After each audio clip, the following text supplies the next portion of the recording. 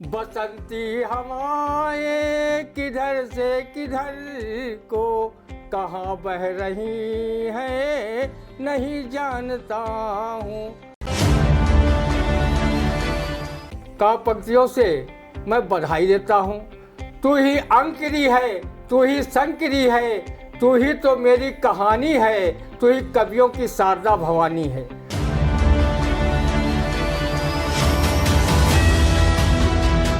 नमस्कार, स्वागत है आप सभी का आई इंडिया के खास कार्यक्रम रंदा में। खबरों पर रंदा चलाने के लिए आई इंडिया के स्टूडियो में मौजूद हैं वरिष्ठ पत्रकार, कवि एवं रंगकर्मी ज्ञान प्रकाश सिंह प्रतीक जी। तो प्रतीक जी, आपका बहुत बहुत स्वागत है आई इंडिया के स्टूडियो में।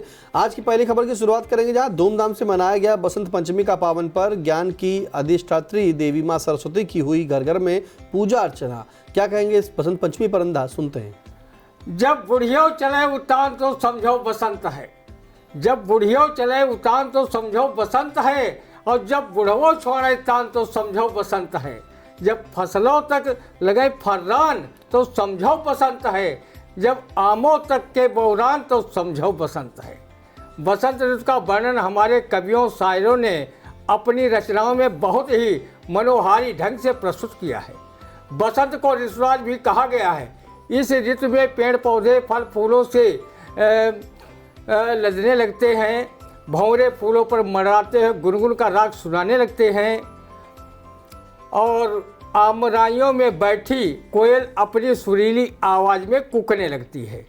उसकी बोली लोगों को बहुत कर्णप्रिय लगती है। हमारे कवि मित्र शुभकामनाथ शुक्ल बसंत की हवा में इतना खो जाते हैं कि वो अपना स्वरचित ये बसंती गीत गुनगुनाने लगते हैं। बसंती हवाएं किधर से किधर को कहाँ बह रही हैं नहीं जानता हूँ। वहीं वरिष्ठ कवि आलोक सीतापुरी ने बसंत का वर्णन कुछ इस तरह किया है। पतझड़ के बाद बसंत ऋतु आया है, आमों में बौर आया तो मन क्यों बौर आया है। किसी कवि ने लिखा, वीरों का कैसा हो बसंत, तो आज़ादी के क्रांतिकारियों ने कहते हुए फांसी के फंदे को चूम लिया, मेरा रंग दे बसंती चोला। पता नहीं कितने फिल्मी गीतों में बसंत ऋतु का मनोरम वर्णन है। बसंत पंचमी का अपना अलग ही महत्व है। इस दिन शैक्षिक संस्थानों सहित घर घर में ज्ञानदायिनी वरदायिनी माँ सरस्वती की पूजा अर्चना होती है। इस बार भी बसंत पंचमी धूमधाम व श्रद्धापूर्वक बनाई गई।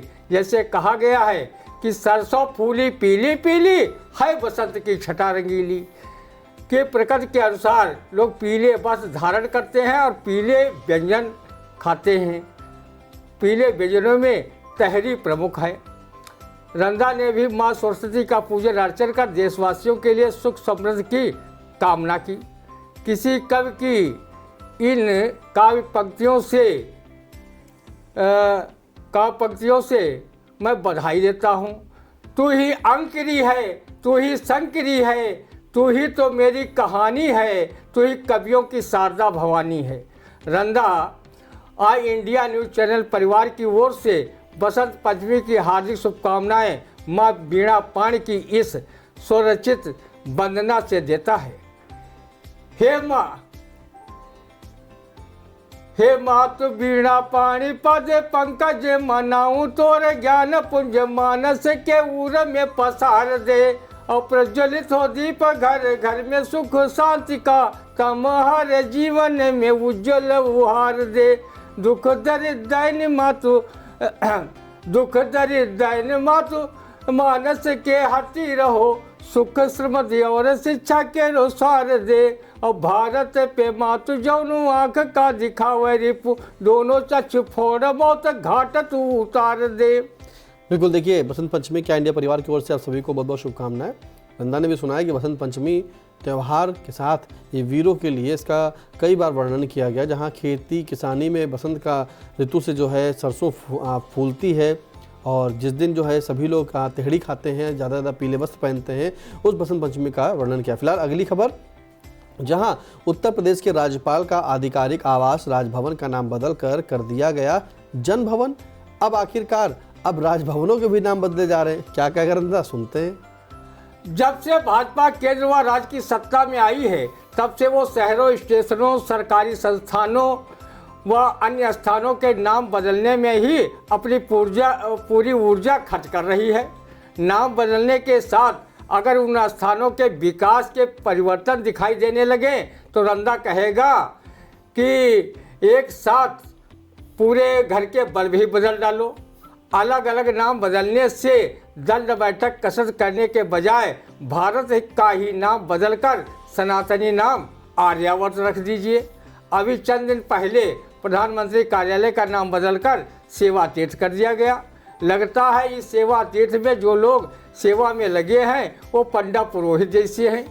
इलाहाबाद का नाम बदलकर प्रयागराज फैजाबाद, तो फैजाबाद जिला को अयोध्या जिला, मुगल सराय रेलवे जंक्शन को पंडित दीनदयाल उपाध्याय जंक्शन कर दिया गया।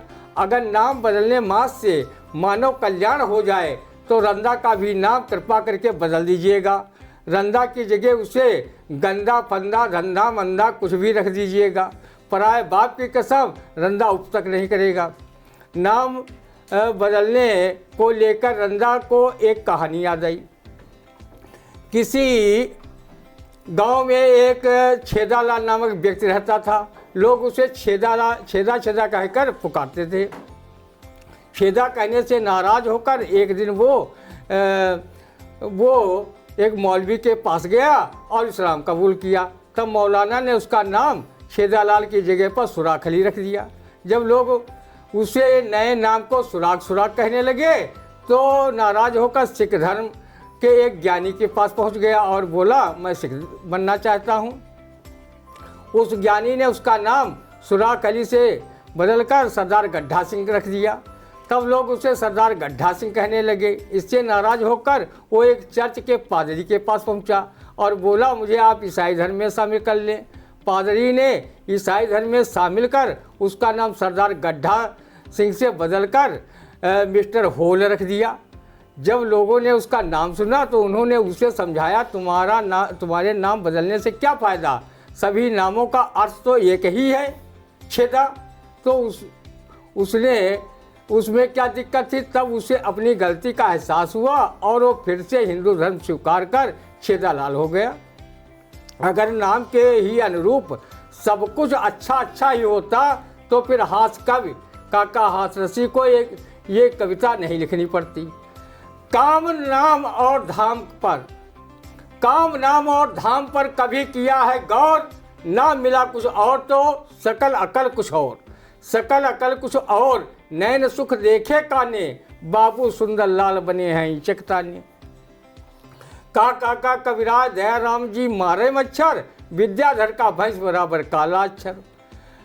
पेट न अपना भर सके जीवन भर जगपाल, अब बिना सूंड के सैकड़ों मिले गणेशी लाल। पेट की क्रीज संभाली और बैक कुली को दिया चले मिस्टर गिरधारी। का कविराय करे लाखों का सट्टा, नाम हमेली राम किराए का है अट्टा। पूछ न आधी इंच भर कहलाते हनुमान, मिले नार्जुन लाल के घर में तीर कमान बदी करता है नेका, और तीर्थराज ने कभी इलाहाबाद न देखा। सत्यपाल काका की रकम डकार चुके हैं और विजय सिंह 10 बार इलेक्शन हार चुके हैं। बिल्कुल, बहुत बड़ी बात कही है। नाम बदलने से कुछ नहीं होता। नाम बदलने से सिर्फ आप जो है अपने आप संतुष्टि प्राप्त कर सकते हैं, जैसा कि रंदा ने कहा है। और भाई रंदा का नाम ना बदलना, भले कुछ भी नाम बदल दो, लेकिन हमारा रंदा जो है वो रंदा ही रहने देना, क्योंकि रंदा फंदा धंधा मंदा गंदा कुछ नहीं चाहिए, हमें सिर्फ रंदा ही चाहिए। तो रंदा कहता है भाई इसका नाम बदल दो, लेकिन रंदा का नाम मत बदलिए। फिलहाल नाम बदलने से जैसे ही राजभवन का नाम बदला गया, स्टेशनों का नाम बदला जा रहा है, सरकारी संस्थानों का नाम बदला जा रहा है। आखिर नाम क्यों बदला जा रहा है? अर्थ तो एक है, निचोड़ तो एक है। अगली खबर, जहां प्रतापगढ़ जेल में बंद 13 किन्नरों में से 7 HIV पॉजिटिव।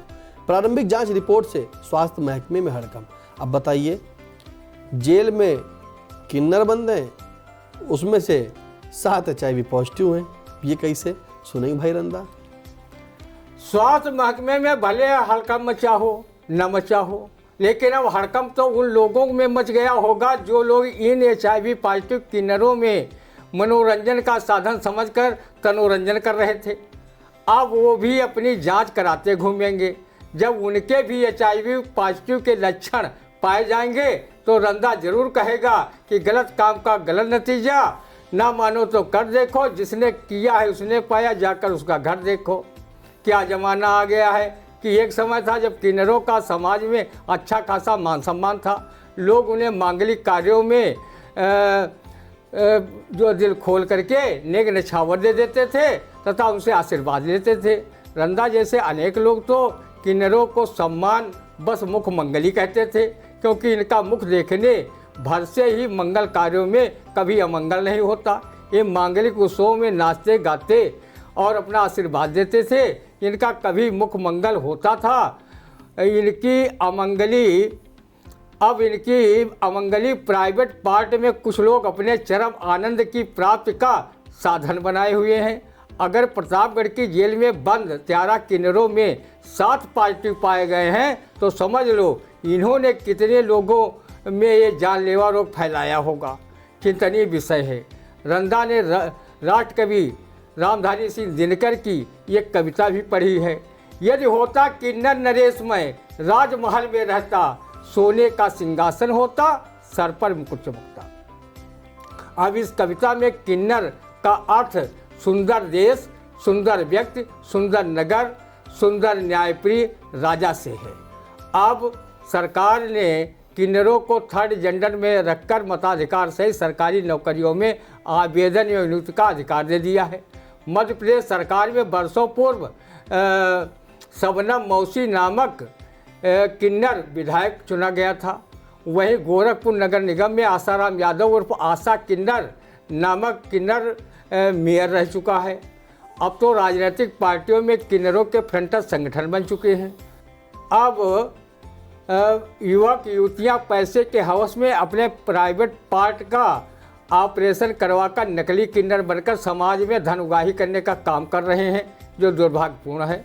जो लोग चुनकर देश प्रदेश की कुर्सियों पर विराजमान होते हैं और जनता के हित में काम नहीं आते हैं, ऐसे लोगों की तुलना व्यंकट रमनेश मिश्र ने अपनी इस कविता में किन्नर से की है। जब से जनखे कहे जाने लगे किन्नर, उन्हें राजमहल में रहने और सोने के सिंहासन पर बैठने का अधिकार मिल गया।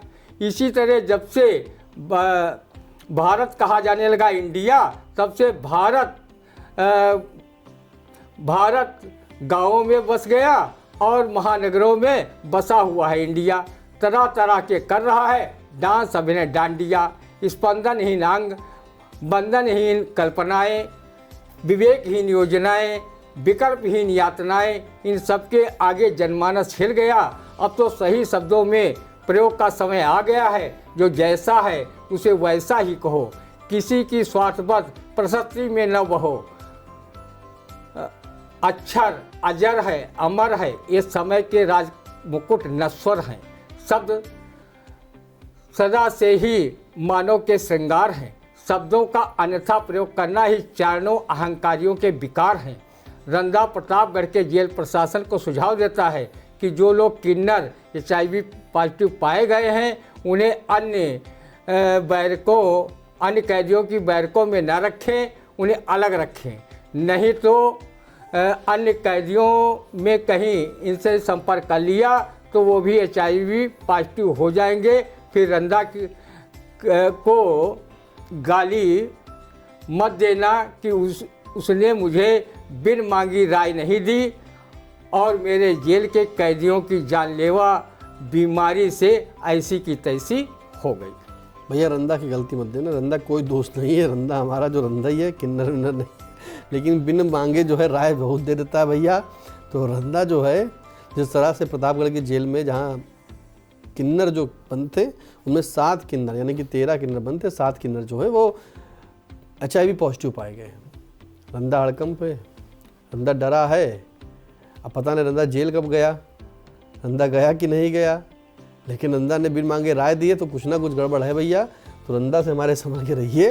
फिलहाल कैसा लगा रंदा कमेंट के बॉक्स में जाकर जरूर बताएं। कोई सुझाव हो तो भी कमेंट बॉक्स में जाकर दे सकते हैं। और हाँ, अभी तक अगर आपने अपने इंडिया को चैनल को सब्सक्राइब नहीं किया तो यूट्यूब पर जाकर सब्सक्राइब करें, बेल नोटिफिकेशन को ऑन करें, साथ में फेसबुक, एक्स अकाउंट, इंस्टाग्राम पर भी हमारे आई इंडिया चैनल को फॉलो करना ना भूलें। दीजिए इजाजत, फिर मिलते हैं आपसे अगले रंदा के कार्यक्रम में। तब तक के लिए नमस्कार।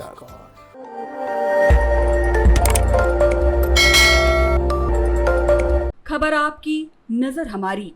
देखते रहिए आई इंडिया।